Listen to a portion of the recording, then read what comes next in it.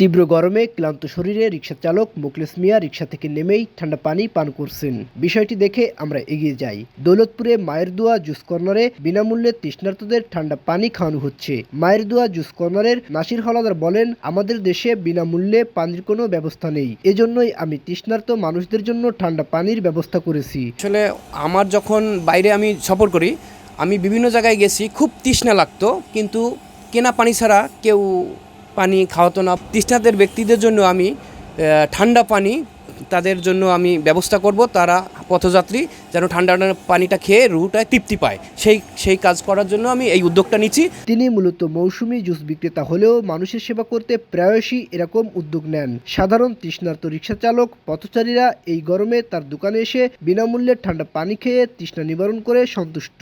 আমি এই রাস্তা দিয়ে গাড়ি চালাই, দেখা যাচ্ছে এই গরমের ভিতর টিকতে না পেরে এই দোকানে বসে ঠান্ডা পানি খাই, আমার খুব তৃষ্ণাটা মিটে যায়।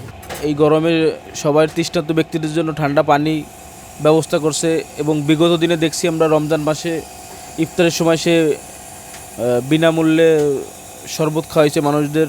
তার এইখানের জুসগুলো হচ্ছে ন্যাচারাল, তার এই উদ্যোগ আমরা সাধুবাদ জানাই। আমি মামার দোকানে প্রতিদিন আসি, নিয়মিত আসি। মামা এই যে পানি রাখিছে এই জায়গা আমাদের জন্য, যারা রোজা ছিল সবাইকেই পানি খাওয়াইছে মামা, মানে কারোর কাছে তো কোনো টাকা নিয়ে নাই। রোজ রমজানের মাসে পানি সবাইকে খাওয়াইছে। মামার দোকান ছোট, তাও মামার মন বড় আছে। মামা খুব ভালো মানুষ। নাসির হলাদার বলেন, মানুষের জন্য কিছু করতে পারলে তিনি মানসিক তৃপ্তি পান। ভবিষ্যতেও তিনি মানুষের জন্য আরো কিছু করতে চান। মানুষজন কি বলে এটা আমার ব্যাপার না, আমার আল্লাহ আমার প্রতি খুশি হইল কিনা এটাই বড় ব্যাপার। মনে করি যে আমার এই কাজটা জনগণের জন্য করতেছি, এতে আল্লাহও খুশি, জনগণও খুশি। তা আমি শুধু জনগণের রুহটাকে তৃপ্তির জন্য এই কাজগুলো করি, যেহেতু আমার রুহটা আল্লাহ তৈরি করেছে, ঠিক আছে, ওই রুহটাকে তৃপ্তি দেওয়াই আমার কাজ। আমার ছোটোবেলা থেকে সেবামূলক কাজ, যে মানুষের সেবা করতে পারলে নিজের খুব ভালো লাগে।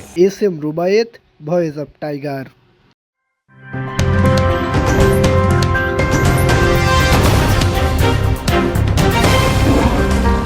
Voice of Tiger.